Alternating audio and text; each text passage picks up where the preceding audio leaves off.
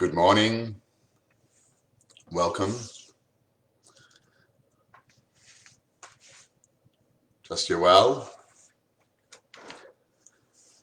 Today is the final session of our four-part series, all about the quantum understanding. So we'll obviously just allow everyone just to get in and get settled before we begin.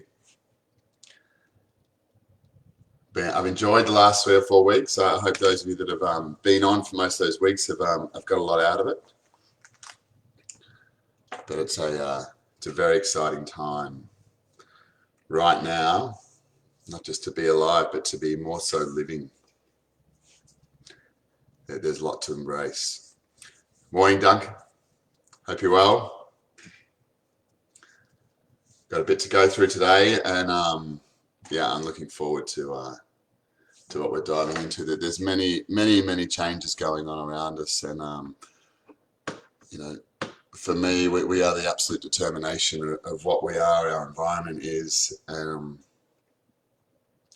We've been so led to believe that we are the result of other people's decisions, or the result of other people's power, but ultimately it's the power that we've given away freely without understanding our own purpose that allows us to be in this particular position. For me, there's nothing but prosperity that's ahead of us, but it doesn't come without a level of awareness and presence and understanding. So we'll move through that today. I'm going to just allow another minute before we actually begin. So if you've got a nice drink, whatever you may have with you, some water, relax, maybe a pen and paper, and we'll be going through everything just in a moment. Good morning, everyone.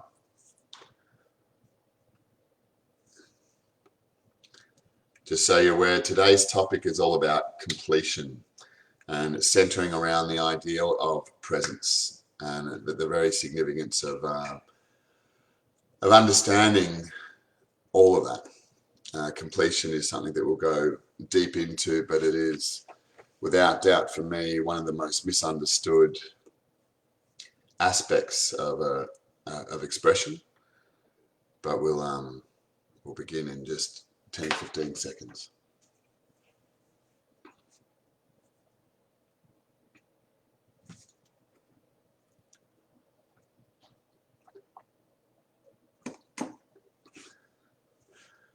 Okay.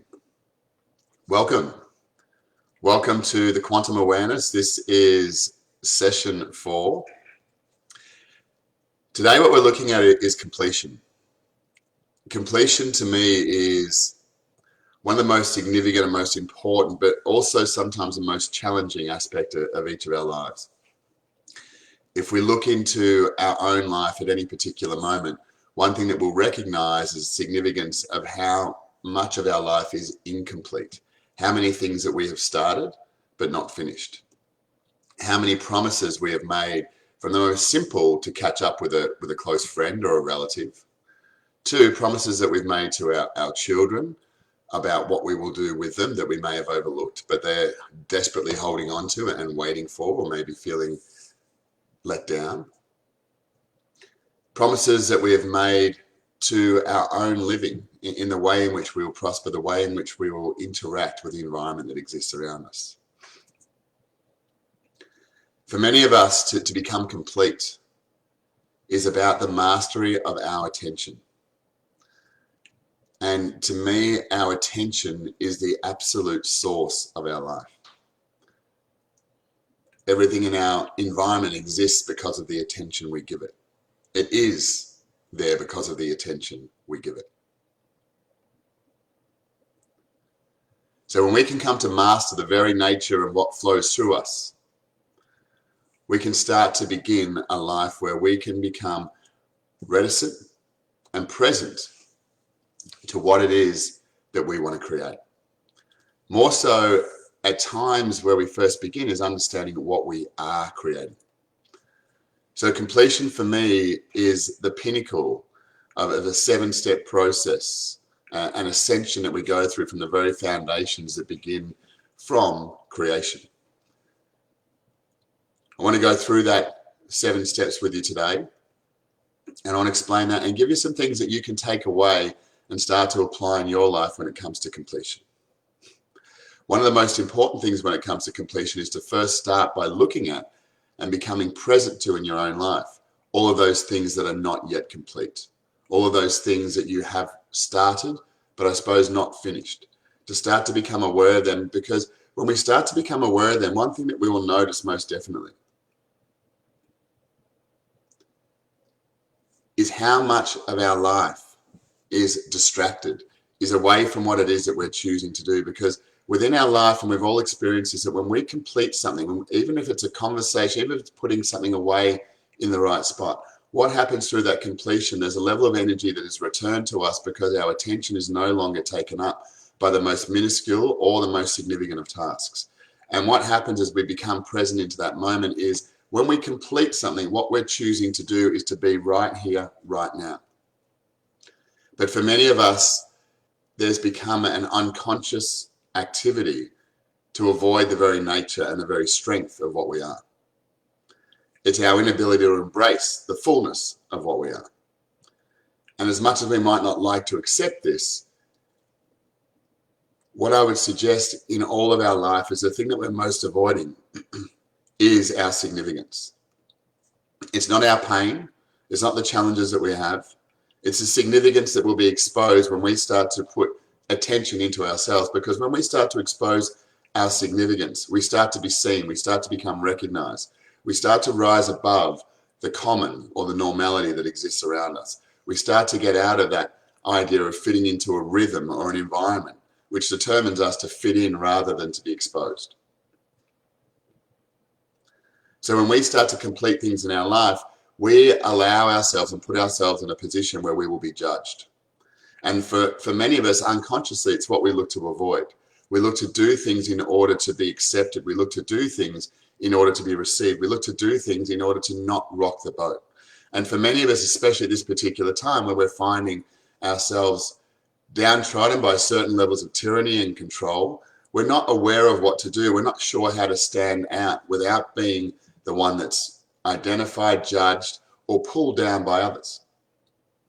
For each of us, that ability to be able to speak our truth without being in fear of how we will be reprimanded, what control measures will be put in place, whether we will be accepted or not, is quite significant.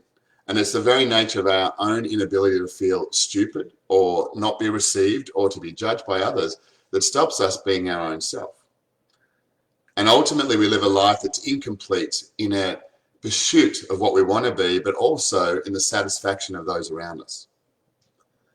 So the very truth of what we're looking for in completion is how much we're prepared to expose ourselves, because it's at that same time that if you've had the experience of cooking a meal for a group of people and the energy and the love that may go into it, that at times how much we're invested in how people receive it. For when we maybe do a piece of art, when we do a job that's completed, when we finish any level of work and we now decide to take our attention away because it's complete, we are now putting ourselves in a place where we're going to be exposed. And it's to consider that in our own self, because our ability to complete things is very much in our ability to be able to accept our own self. Because what happens when we do complete a particular task is our attention becomes more firmly centered on what it is that we now are, what it is that we can now create. At the end of that journey of what we have just completed, whether it's large or small, it's the habit that we're starting to create. And this is for most of us to understand that when it comes to habits, we can create habits of great power doing most simple things. A habit doesn't identify or have a bias towards if it's more important or more significant or has a greater impact. Habits are created within our own self by applying it to the most simple of tasks. And if you want to look at the very nature of your own attention and your very own applications in life, quite often, for many of us, what we're trying to do is something of great significance rather than understanding the process that we go through in order to get to a point of completion. You know, for many of you, how just to consider, I mean, you can place a comment in the comment section if you like, but just to consider into your life. You know, is there a greater percentage of things that are occurring in your life that are complete, or a greater percentage that are incomplete? Of those things that are complete, have they also been completed to your level of satisfaction? Have you allowed yourself to be completely engaged, and to such a point that once it is complete, if you were to be judged from it, you can think, well, I'm being judged for it, or I'm being accepted for it, or celebrated for it, but I've put everything that I had into it. Am I doing it for the rewards or the accolades, or am I doing it for my own levels of what I believe to be true? So the very nature for most of us in all parts of our life is how we are able as individuals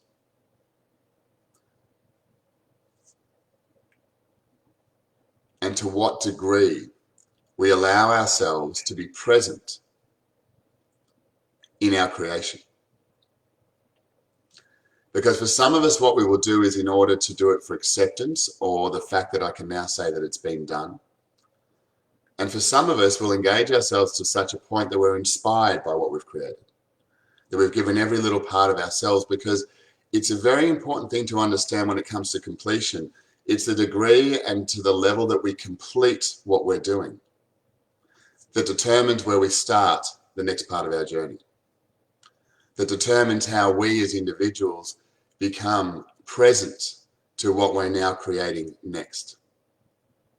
When we complete, or when we do something in our life because we believe that we should, what we create is something that is there to only satisfy others, and we become very much disassociated with what we've created. But when we become inspired and engaged in what we're doing, we create for our own self, for our own truth. We become engaged, and a piece of us is shared with the world and the environment around us. So just take a moment to consider within your life, do you understand what completion is? Do you bring yourself to a state of completion? Do you allow yourself through completion to be judged? Do you allow yourself to put yourself in a position where you're going to be exposed for what it is that you are?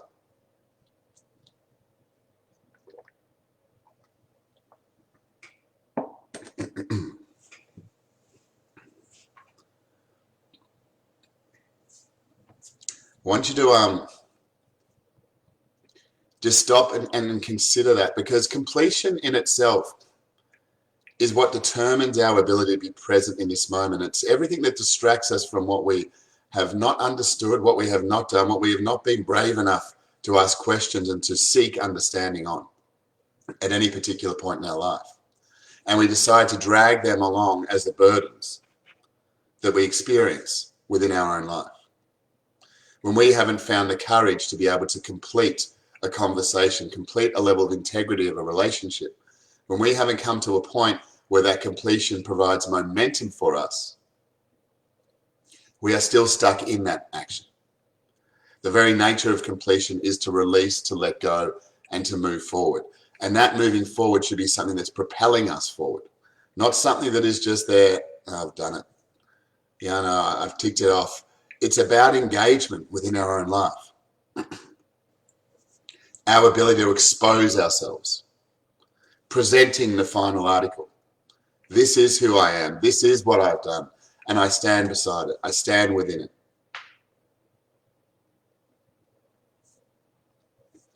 I want you just to consider it a most simple example.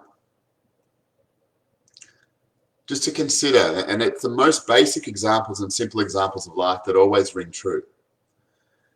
In our own nature of life and walking, when we walk and we complete a step, it is then that we start to take the next step. And it's the strength and the foundation, the capacity of that current step and the way in which we land and complete that step that allows us to be confident in taking the next step. And as we become more certain and more sure of our capacity to hit the ground and to find that foundation and then step forward again, is where we can propel ourselves forward with greater momentum. You see, but if we start to take a step before we've completed the previous one, we will trip over. We will fall. And for many of us, when we do that, what we don't change is the habit. We continue to keep trying to do things before we've completed the previous. We fall into this habit of busyness rather than sitting in a place where our focus is to complete. When we can be focused on one thing at any particular time, what it requires us to do so often, which is a great challenge for all of us, is to say no. Is to be able to discern, is to be able to, when things are presented to us, that we can say no, that we can push certain things away, because we, in our own integrity, if we understand what it takes to complete, we would not say yes to taking on certain responsibilities. We would not provide a level of promise or trust or involve ourselves in something that we can't deliver, because we understand what it takes to complete something.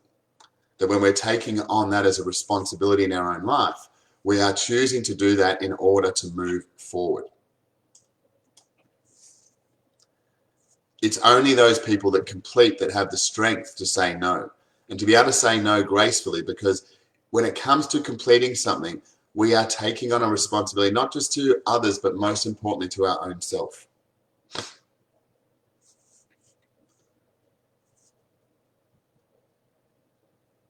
Integrity in our own life is very much determined by our ability and choice and responsibility to complete what we start. I can guarantee you that all the things in your life that are unresolved, that have been started but not completed, they are the weight that you carry. They are the things that cause you to wait in life, is forever expecting something outside of you to provide for you. These incomplete aspects of your life continue to be what you carry. Now, if you've ever been through an experience where you've resigned from a job that you didn't enjoy, the weight, the freedom that you feel as you go out of there, and all of that incomplete action in your life, all those things that were unresolved, are suddenly dissolved in a moment. There's a moment of significant freedom. A relationship that you're in that you never felt comfortable, or you never enjoyed, or you felt obligated within. There's a significant freedom that comes in those moments of completion.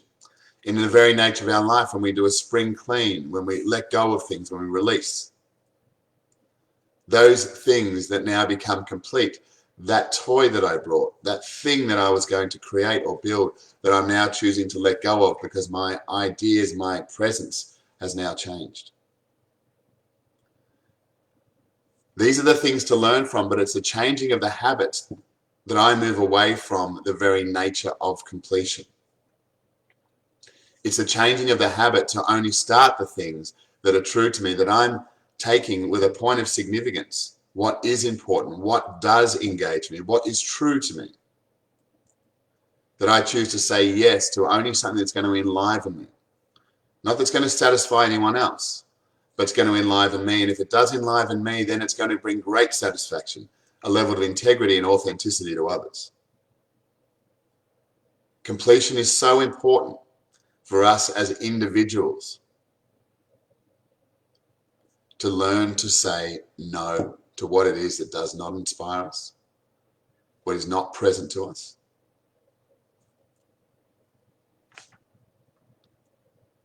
But that comes in being present to our own self, to our own truth. So I want to just take you through these 7 steps and these 7 different layers of action as we move towards completion in our life, because it's through completion that we gain the greatest amount of momentum, that we start to draw towards us a greater significance in our own life force. So within every aspect of life, we have let's say a common frequency that we all feel comfortable and engaged and accepted within, and this is society. This can be the collective ego. It's not the collective consciousness. It's when we endeavor to fit into what everyone else expects of us, the way that we dress, the way that we act, when we act, how we live, whether we watch the news or whether we don't, whether we read certain books or whether we don't. Who we are in particular groups is determined by how we want to fit into that group, rather than being integral and authentic in our own way, but doing so gracefully. So in those particular notions, we have a choice at times to break away from the herd, to stand and start and move towards our own independence, because there's this great fallacy and this great line deceit that's been placed upon all of us, is that we need to come together in order to move forward. Now, the very nature of that is that until we are as individuals, until we understand what it is that we are, what we have, what we stand for, what we love, what we don't love, what we want to represent and what we want to get behind and what we want to bring our energy towards, we can't be of benefit to those around us in order to be clear, clarified and integral. We'll find ourselves in a state of a community coming together to resolve the problems that we have in our own life, rather than first taking the time to understand it. And society has become a bit of a mess at these, especially now, and it's becoming more evident as people want other people to fix them, as people want other people to recognize them for their own identifications of themselves, rather than being able to embrace exactly what they are themselves and stand in a place of integrity before we start to intend to come together. I mean, consider the very nature of the most simple part of community is a family. For many of us are incomplete when it comes to family. We're unresolved with the people that are determined to love us for our eternity and our own space in which we're living in. But yet with that particular evidence in front of us, we go out and we want to create and change the world. For many of us, it's understanding that until we can actually resolve it within ourselves, it's going to be difficult to resolve it within our family structure, and from there into our community. For many of us, we've got to come to understand, before we want to come together as a society, we first need to come together with our own self. We first need to look at our own life around us, so we're not in a position to start to dictate to others the way in which we should be living and what we should be doing in our life if we first can't come to resolve the very first lessons of our life that exist within our family. Now, for many of us, we're under this idea that we've got to come together and we've got to compromise and we've got to be the same. We've got to speak the same way. We've got to have manners. We've got to do things in such a way that's acceptable to others. Now, yes, there's levels of respect, but it's not about conformity. And the very nature of what's happening at the moment is about people not understanding how they can be an individual but still be respectful. And it's the very start of this journey that always begins in the first step, in the first phase. And that first phase is always, and will never not be, chaos. So what is chaos? Chaos is simply, it's not bad, it's not good. Chaos is just simply your inability to organize your environment or to understand or express yourself in this current environment. It is where you become determined by the environment, where you don't understand how to be authentically yourself in that particular moment. Now, the very nature of chaos is not to try and fix it, is not to try and change it. And this is what most of us look at, that something is wrong and I need to fix it. And we fight against what exists. And no matter how hard we try, for most of us, we're trying to get everyone else to change so that we can feel comfortable in our own self. Everyone else to align with us so that we can move forward together on the same path, so that we can be in agreement and acceptance of each other. And this is where most relationships break down, where most friendships fall apart, where most levels and exchanges of love are misunderstood because of our expectation that we want other people to be the same. The very nature of love and the very nature of the heightening of love in life is the acceptance of differences, not the acceptance and recognition of similarities. When we start to become so similar to those people around us, we become obsolete. Our very existence becomes pointless. We are here to be different, not to be the same. So in coming into our own completion and to start with chaos is a normal and natural path. Now, what chaos may mean is we look around us, there's certain things that exist that we don't like. The environment we're in, the people that are around us, the way in which we're received, the way in which we're not received. Now, the very nature of our interaction with chaos is not to change it, but to get at ease with it, to become aware and present to what it is that exists. And this can be in your own life, as I mentioned before, that when you look into your life about completion, well, look at to see where you're incomplete. It might make you feel uncomfortable. It might make you realize that the reason why certain things are challenging in your life is not because of what other people have done or not done, it's what you've created. And that level of chaos can be confronting, but it's honest, it's real. It provides you with a starting point from which you can start to change. You can't change your life or elevate your life or attain with consistency great levels of wisdom, great levels of peace, great levels of elevation in your life if you do not have a starting point that is real and significant and understood within you. You will continue to keep trying to create on a foundation that doesn't exist. So you'll get these heightened moments, but then you'll drop quite significantly. And that is volatility, and that very much leads to a quick death.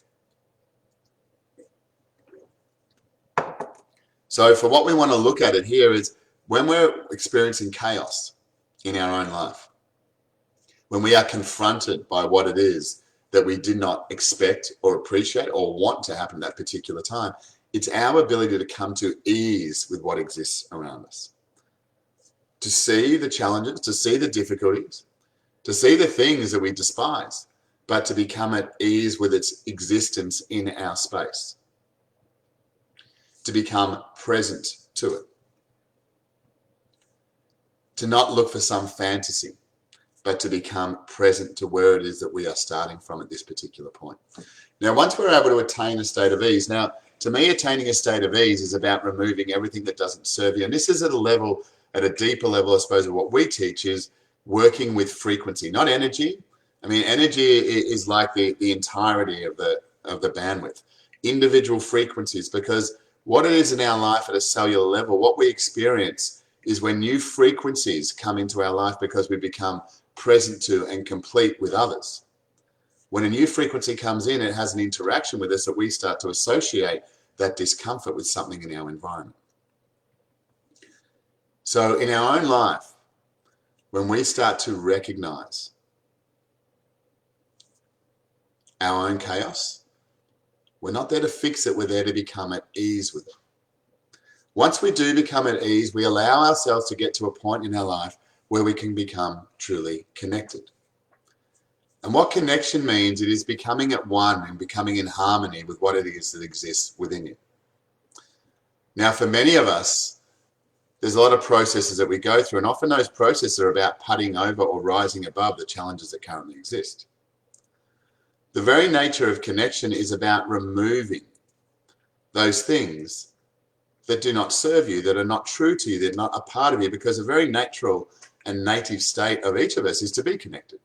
Most of us, though, have become connected to those things that exist outside of us, like a society, like other people's expectations, the ego, ultimately, and then very much permeating and more attached forms of that that we create in our own life. Anything that exists beyond us, external to us. And it's our ability to disconnect from that that allows us to sit in and fall into our own native state. It's about the purging, it's about the releasing and the letting go. The thing is, if we maintain that in our life, we'll find ourselves continually attempting through meditation and other forms of practice to connect. The very nature of our connection, it is native to us. We've just simply taught ourselves to not be in that state. When we can release and continually release those things that don't serve us, that are not a part of us, and this can be equally the energy of our partner, the energy of our children. As much as we love and honor them and they're a very important part of our life, their energy within our own space is toxic. It does not belong. It doesn't need to be looked upon and judged, but it is to recognize that anything that is not of us, within us, is not true to us.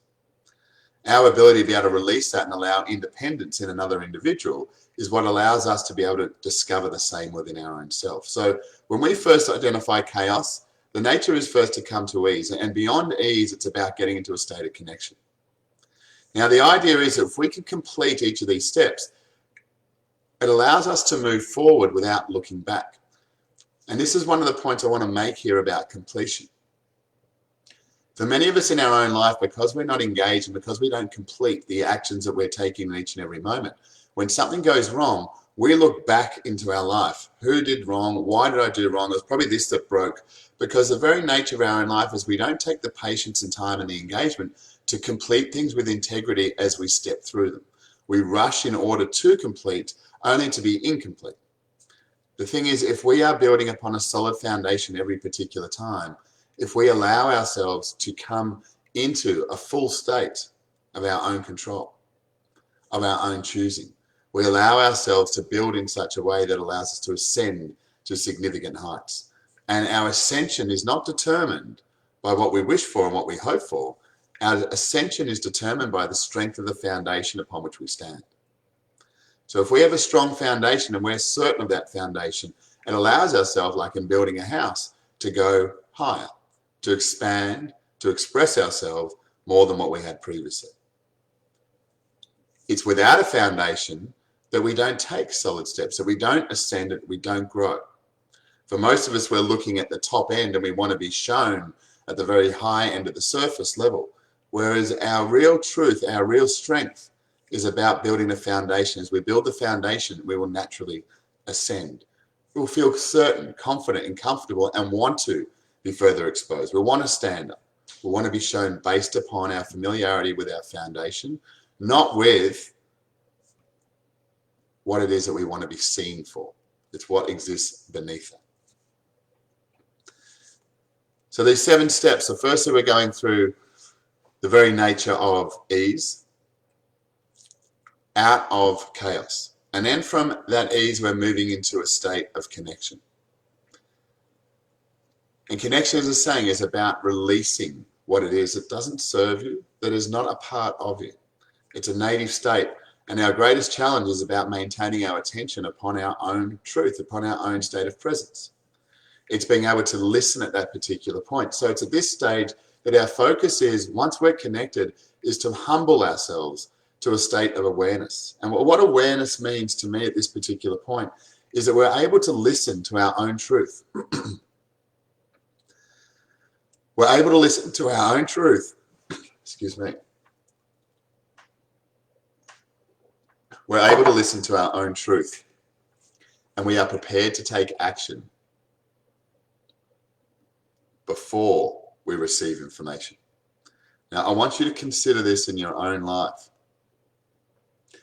and in your relationship with your partner or your children. The very determination of trust is your ability to take action before the question has been answered. When you're asking yourself a question, it is to be able to be predisposed to already being present to taking action before the information is received, before the course is charted. It's because in that particular state of receiving, which is trust, the willingness to act before understanding, it is then that we receive information that we will act upon. Because if we are not prepared to act before we seek information, before we seek wisdom in our own life, we will receive wisdoms and information that we're not prepared to act upon. It is a complete and precise mirror of what it is that we are intending. And for many of us, we seek great information, we seek great insight. And we often receive that insight. But we receive that insight from a place that I wasn't already predisposed or prepared to act upon. So what we find in our life is we get information that doesn't serve us as we act upon it, because it was information that we were not prepared to act upon. And the very nature of this is, well, how can I get to a particular point in my life where I trust information before I receive it? And that would require us developing a level of understanding and certainty of not only of our own self, but maybe those around us, to whatever degree it is that we choose. So if we're looking at from a state of connection, a significant part of that is being aware and ready to receive information. We're not analyzing it. We're not deciding whether it's good or bad. We are in that particular moment just simply in a state of receiving. We are like a secretary taking dictation. We might not like what our employer is suggesting, or the notes that they are writing, or the letter that we're about to present to. But it's not for us to do that. We're in a state where we are just simply there to receive the information. Because what happens in our own life is we start to receive information from a higher source, from a more integrated space. Is because it is different, because it is challenging, we become triggered and we become distracted, unable to maintain our presence to the significance of that particular moment. And we then decide by the end of that is that I know what this is all about, I understand it, I see what it is. We are not. We are continuing to react to our reactions, becoming triggered by a greater sense of wisdom that we're not allowing into our own life because we haven't developed a strong enough foundation. We haven't maintained our connection. And our connection is very much compromised by our inability to be able to release, let go of, and detach from those people around us within our own life. And that includes society, that includes the groups that we are a part of. And that doesn't mean that these people need to be there in front of you as you're doing that. They are held within you. And that is a great way to understand how many observers you have in your life is when you go to choose to do something, how many people's thoughts and eyes that bring through your consciousness and your awareness in the actions that you're about to take. So-and-so wouldn't like this. I can't do that because it would offend this person. This is a great indication of how much energy we are infected by and holding onto of other people's. I can suggest to you as a side note to this, in all the work that we've done in people overcoming all sorts of terminal illness and diagnosis, one of the greatest bases for it and one of the most significant aspects of why people do maintain disease is the energy that they hold of other people. It is a continual poisoning of our own self, but this goes against what we've been taught so often in order to be compassionate and to hold on to and to carry people through. But to do so is to see a weakness in each other. To do so is to suggest that someone cannot deal with their own life. To do so is to suggest that you have a better way of living than other people do in the way they're expressing themselves at that moment, rather than to allow them the space and the honor to be able to express themselves in a way that they would choose. So consider in your own life, and coming into a state of awareness is to receive information as it exists, not to affect it, not to dilute it, and not to place your own biases on it that cause you to stay exactly where you are in order to not move forward, in order to not let go. Now, when we gain an awareness, the very nature of awareness is information that we have not been exposed to previously, something that we have not understood, something that we have not been exposed to. An awareness is not something, oh yeah, I know that. That's not an awareness. And the thing is, if there's something that presents to us that we know, it just highlights something that we're not acting upon. For us to know is to decide that we're not going to learn, that we're not going to understand, because understanding is one very significant thing. It is what stands under me. And that only stands under you because you've allowed yourself to move beyond it, to walk past it. It's become integrated within you. Understanding is about the ability to action something. For many of us, what happens in our own life, we're caught up in this nature of conversation. That if we can sound wise, if we can talk of and compare with others a similar story, that within our own life, that we feel complete, that we feel satisfied, that we have a level of wisdom. But it's the very nature of what's come into New Age teaching, this idea of knowing. Knowing is what perpetuates a conversation. Understanding is what allows us to action it. So if we have knowings in our life, but we can see within our life where we're not able to action that, express that, and demonstrate that and allow that to come through us as a pure and integral expression, the truth is we don't understand it. And what level of accountability will we have in our own life, or do we, to be able to engage in and look into ourselves? Well, look, I know this. I've been made aware of it previously, but I don't understand it. I, in my own self, in a way that brings joy and a way that brings elevation and truth to me, I don't understand how to now action this. I'm not present to that. So it's in our own determination, and when we start to come across something that's extremely significant in our life, when we start to come across great ideas and great insights, we need to come to a point of understanding it, because when we understand it, what we're doing is letting go of our assumptions of what it means. We're letting go of what we think it is. Because if we think we know it, we then don't have to act upon it. But it's through understanding that we become so compelled, so inspired and engaged in order to move forward. And to me, understanding is not about, yeah, I've got that. I think it's about finding a degree and a level within our own self where we're not getting to a place of where this is interesting or this is This is kind of good. It's about finding engagement and finding a deeper level of understanding that causes us to act through inspiration. That's not determined by the idea. That's determined by our level of engagement within it. Inspiration is a habit. It's a level of expression. And we can have inspiration in anything that we do if we choose to become deeper in our understanding of it and engaged in that understanding in order to action it.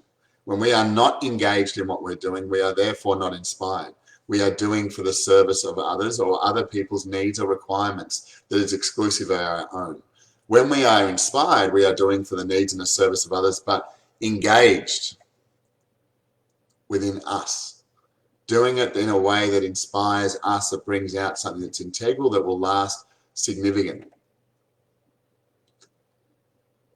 So when we go through this particular layer, we're going through from chaos, we find ease. From there, we allow ourselves to come into a state of connection with this particular moment we're experiencing. And beyond that, we allow ourselves to come into a state of awareness where we're present to what we're receiving and prepared to act upon it before we do receive it. It's then a matter of going into a state of understanding where we can determine within our own selves how to action this. And here becomes the most important part, where people of great significance and success are born or are lost. What happens most in our life when we have a great idea is we have this amazing idea and then we decide within ourselves, I know what to do. And what we do is we repeat this most amazing and most high-level idea that comes to us out of the ether, that is presented to us, through us. And we determine to act upon it in a way that we've always acted. We determine to not become present and understanding how to act. So much like the child in the classroom that's insecure, that wants to answer every question to prove what they know to others. We want to demonstrate our intelligence rather than our understanding. You see, because how we action something is the very determination and the confirmation of our ability to change, our ability to grow, and our ability to expand. Our ability to move away from the way that we used to do things in order to move into the way that I'm doing it now is what determines our elevation and our growth in our own life. So when we come into a place of understanding the information that's coming through us, from once that started with chaos that we're now becoming present to, how we now action it, it requires us to stay in that same connected and present state, to not do so by unconscious habit, but to do so by presence and engagement in the moment, to not do so from a way that is predetermined, which excludes us from being here in this moment, but to take action in that moment, in the way to feel, to surrender through that. It's that particular habit which allows us to be free. It's ultimately what freedom is, that in that moment that we express ourselves in a way that is true to us, not in a way that was true to something that we were, not in a way that's true to what's expected of us, but through the very nature of our own creativity to be able to be present and inspired in that particular moment. It is determined most significantly by everything that we are and what we do in each particular moment of our life. It's in the actioning of that particular task, in the completion of that task, that we find presence, that we come into our own being, that we can start to move towards our own sovereignty. Because when we come into completion, it is at that particular point where we choose to remove our attention from what it is that we have done, because it is a complete representation of what we are. The way in which we love, the way in which we create, the way in which we interact with others. For many of us, we create a habit in our own life, and we know that when we are engaged with people, it's because we recognize in our own life and we can become complete. I want to give an example here for many people where they have in their life a whole range of things that are ongoing. And there might be the question, well, how do I complete something that is an ongoing project in my life? You know, there's very simple practices here that in our own state of awareness. And to me, the ability when we are working through something, when we are engaging in something, to stop, to take 4 to 5 minutes, ideally 10 minutes, to write down exactly where we are up to in the course of this project or what it is that we're doing, whether it's a very physically intensive, whether it is very mentally intensive. The thing is, if we never turn the browser off, if we never turn the TV off, it's consistently going in the background and it's distracting us from what it is that we are doing at this particular point in our life.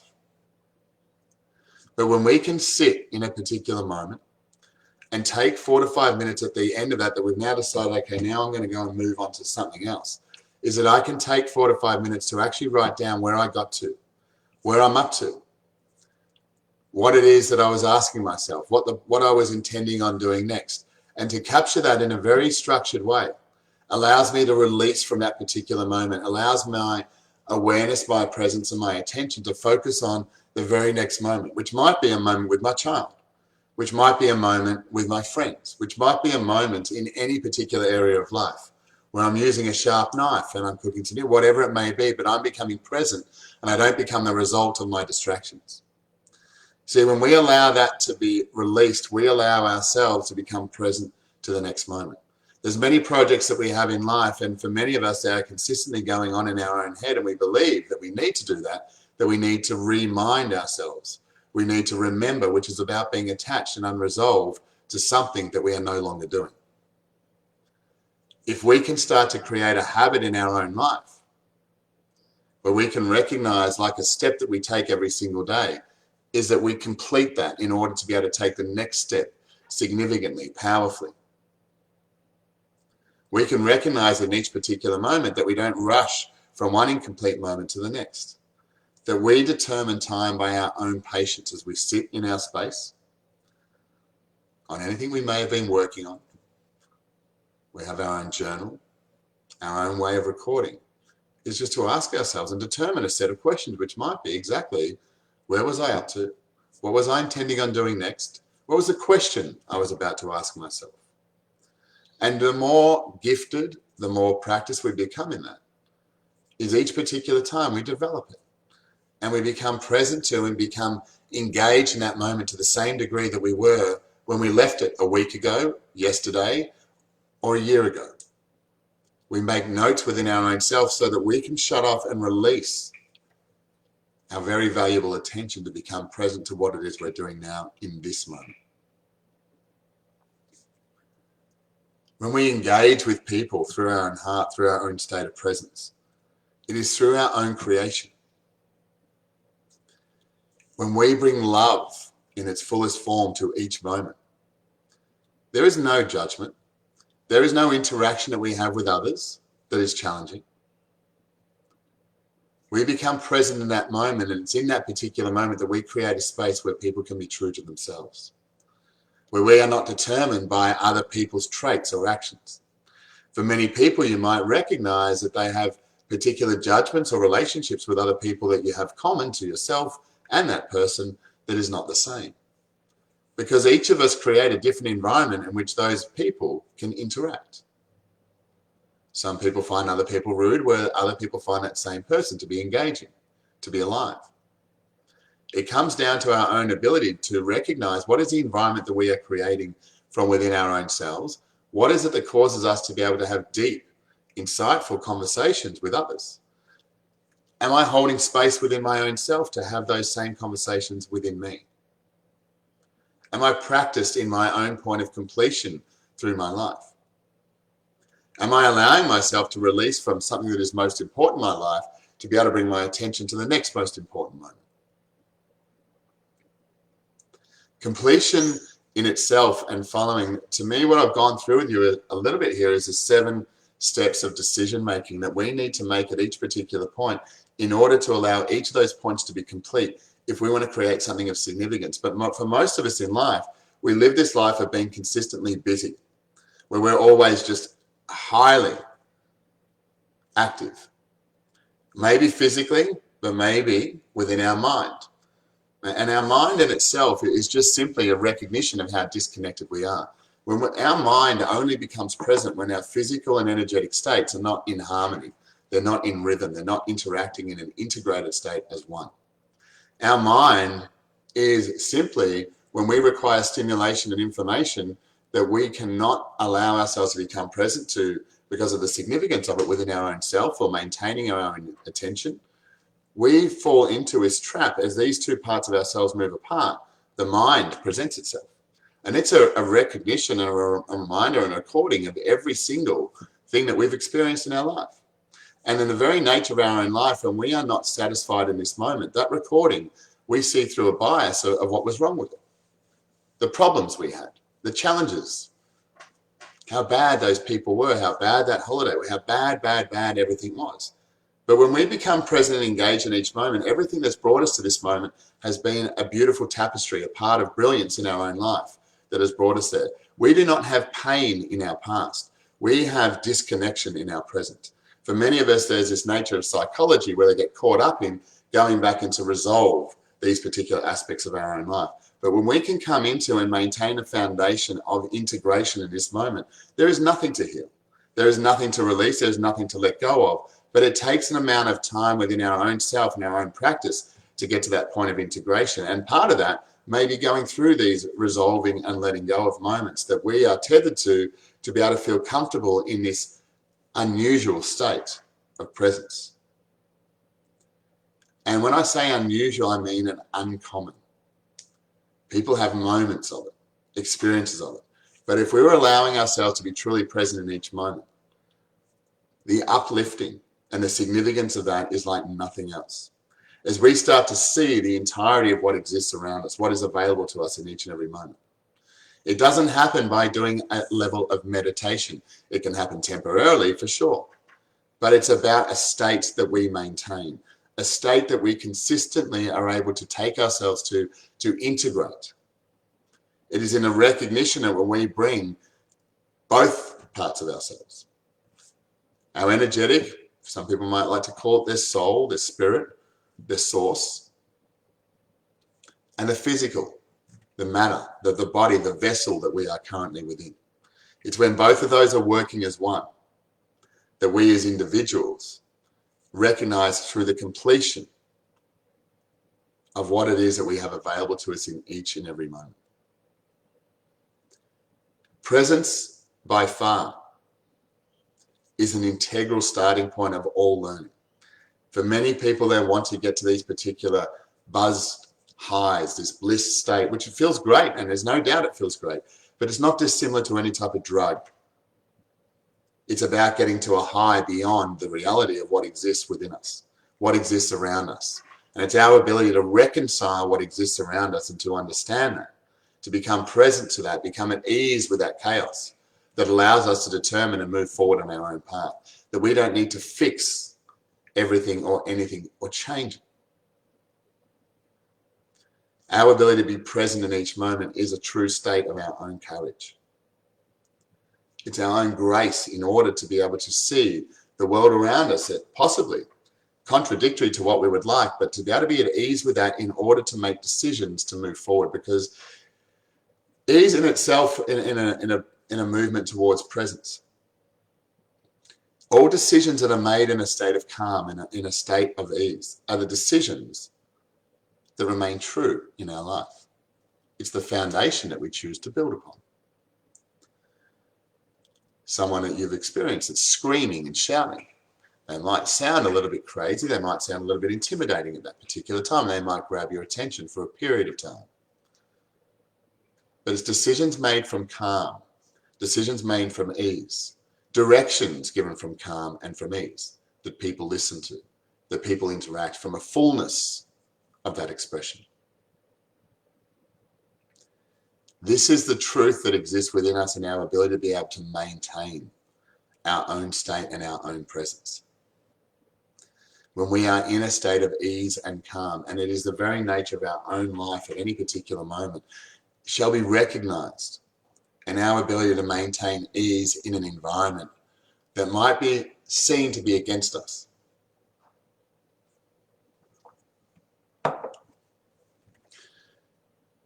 Anxiety, the depression, stress, these types of unnatural experiences that we have been determined and told that those feelings are this and this is what they mean, which again to me is one of the greatest deceits that exists, because it comes from a place that we are broken, that we're not pure in our creation, in our manifestation of what we are, that we are not the very miracle that exists. I mean, it's crazy to think anything different, to start to look at life in such a way that there is something wrong with us, there's something that's flawed, there's something I need to fix. This is the nature of what has determined medical science to exist today, because it's been taught to us that there's something wrong with us that we need to fix. You've got this pill that you need to take that's going to make you better. Here's something to stop you aging. Here's something that's going to make you stronger. Here's a supplement that you need. The health industry is no different. All the minerals and any supplement that is there is because what we're not allowing within our own self. It's coming from a state of where we are broken. But to understand within our own selves the fullness of what we are, there is nothing that stands within our own way except for the thoughts that we have. And it's our inability to determine and dismiss those thoughts till we come into our own state of truth and maintain our own presence to life. It's through presence that we start to carve our own path. Remember, when we are looking to express ourselves in a very significant way, it's our preparedness to judge and be judged by others as we expose ourselves.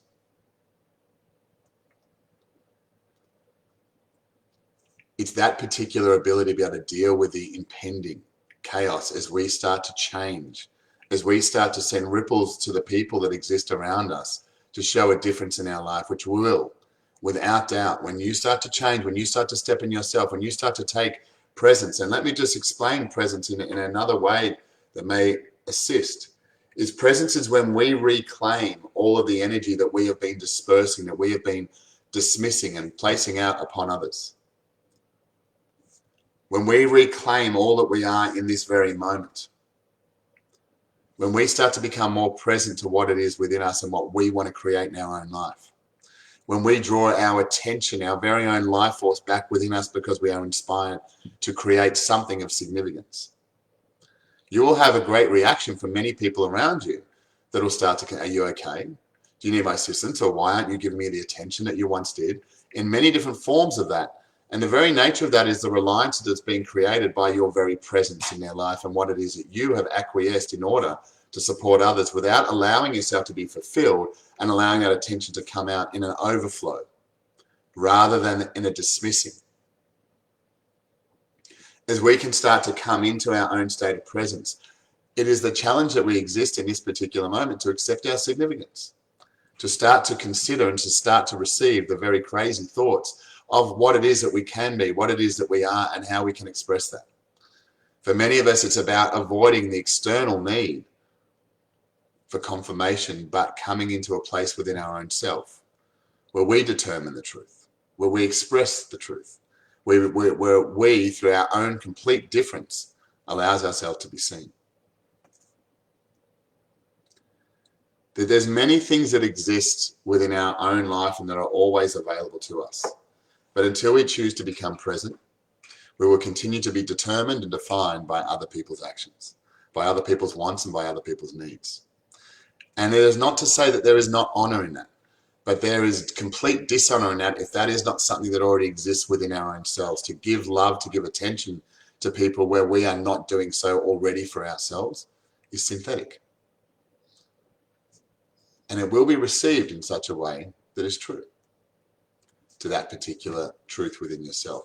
We have got to come to a place within ourselves where we reclaim exactly what it is that we are, where we recognize that there's nothing to ask for, to determine, to receive back from anyone else, just ourselves. That no one has taken our freedoms, but simply we have been absent to what it is that we are in each and every moment. I'm happy to take some questions, as this is the last session that we've got planned for through the Spiritual Events Directory and through this particular page. Obviously, we're on the quantum movement, and you can follow us there, and a whole range of other things that we're doing. We're currently in the state of a pre-launch where we're going to be giving access to people to the first part of our program, which is called Present Moment, which is all about understanding how you can release yourselves from those things that you don't even see that you're holding on to at each particular moment of your life. To be able to release them, not work through them, not fight against them, but to come through a very natural and native state that allows you to release. There's not a problem to fix. There's just simply a presence to come to. And it's through that particular aspect that we can, as individuals, learn to manifest. And to understand we're manifesting in every particular moment of our own life. We do it naturally. The thing is, we're generally manifesting the things that we don't want, and we do so precisely. It's the very nature of what we have in our life is our own manifestation, is the things that we have determined to be true and required in our life. But when we can learn to release and purge, to become present to our own environment, we can start to manifest in a very powerful way as we start to clear away those things that we've been holding on to, the weights that we've been carrying throughout our life. So that's something that if you look out for a webinar, we're going to be explaining that in the coming weeks. We're officially launching on the 11th of November. But prior to that, we'll be having this pre-launch. We'll be taking through up to 50 people through our first part of our navigational program. I mean, one thing to remember is we don't teach as much as we might have shared some today. We don't teach wisdom. Our nature is not to determine a way in which people that they should be thinking or seeing or perceiving.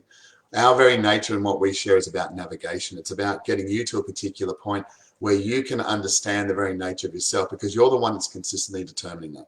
But it's understanding the very navigation on how to. And I mean, I've had a number of requests on here for readings and that type of insight. The very nature of what we look at, because it's so much more simple, is we teach you how to do that for yourself. And this is not a natural and native state. It's not something you learn. It's something we already do.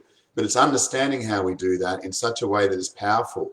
Not a way that we add different processes to our life. It's understanding how to use what you already have in its most significant way, which is not the way that I do it, but is about you learning and understanding how to navigate that for yourself. So look out for that over the coming week or so. But if anyone's got any questions that they wanted to ask today, by all means, ask away or put them in the comments. So there's a little bit of a delay, but I'll keep my eye on that. But it's just as we start to look at this, just remember your ability to be able to say no gracefully and practice that. Just understand that when we are taking on something from someone else, we are setting up a contract of sorts. And it's in that particular place that we lose the very fabric of what we are when we do not complete and we do not deliver what it is that we have to share. You know, it's very important that when we are able to say no to others, it's important to ensure that we are saying yes to ourselves. And when we're saying yes to ourselves, what it is that comes through us is our own truth. And we start to deliver in such a way that is inspiring to us, not as of obligation to others. So what is it that we are wanting to create in order that allows us to say no? When we are starting something, I mean, if you look at so many points in your life,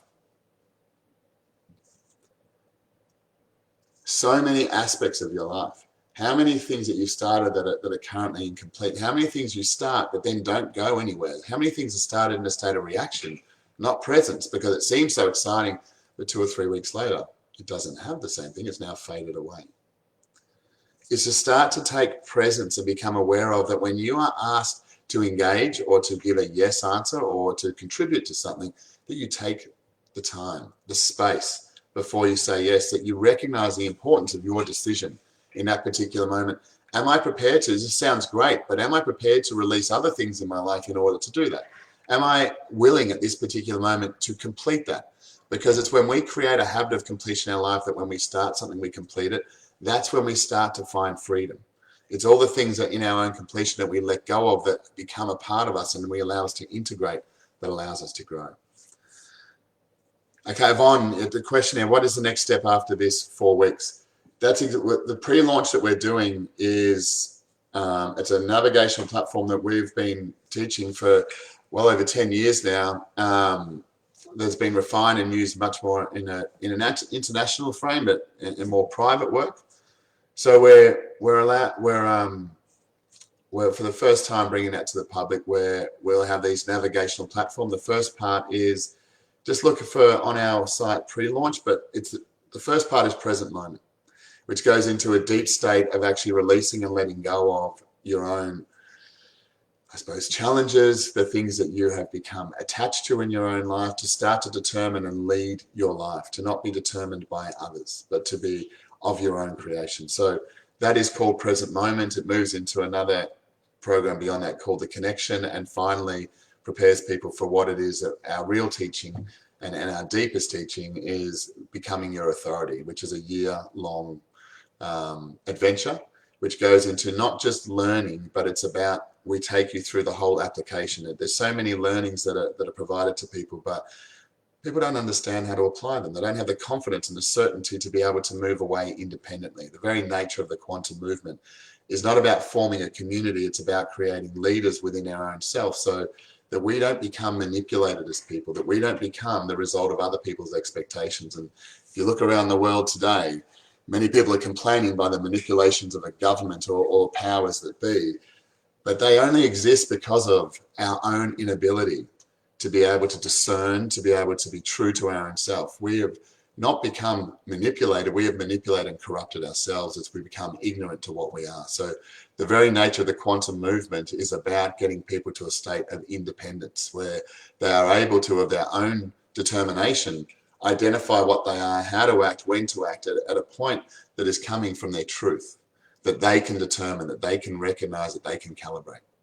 And it's from that particular point that you make decisions that you stand by, that you live by, that are a part of your being in every particular moment. That we do not suddenly look at when things are not working for us, that we blame some outside source. That we do not allow our decisions to be made by others.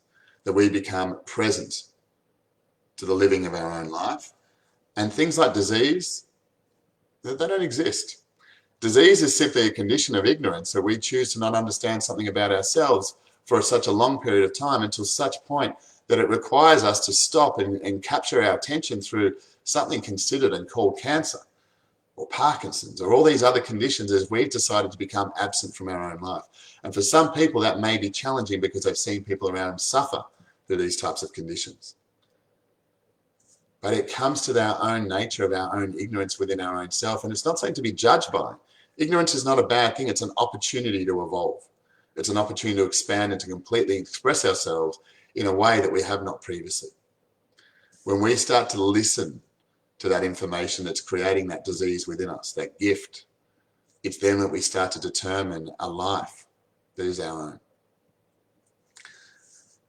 I could continue to keep going, but I'll leave it there in honor of the time. Thank you very much for those of you that have joined through this particular period. You can follow us on the quantum movements. Send a message to that particular site, which allows us to be able to be in contact with you and share the very nature of what it is that we're doing. But you'll see at the moment there's a range of posts that we're going through over the next 17 days as we lead into our pre-launch and into our official launch in a couple of months. So I would just suggest in one particular part, the very nature of presence is about you coming to a place when you can start to recognize your own significance, to become at ease with what exists around you in such a way that you are willing to change. I'd like to just suggest to you, allow yourself to maybe listen again, but to start to look at those different steps that we go through and come into our own recognition of wanting to be different, wanting to engage in such a way and celebrating our difference, not celebrating where we become celebrated by others because they accept us. Is to start to see that most often when you are truly yourself, what you most often bring is silence in others, an awe and a wonder. Stop looking for accolades from others. Recognize them within yourself as you come into your own celebration, as you come into your own audience. You are your greatest work. Allow yourself to engage. Thank you very much for being present and for being part of the audience today. And I look forward to sharing more with you in the future. And until we meet again on the inside, enjoy you.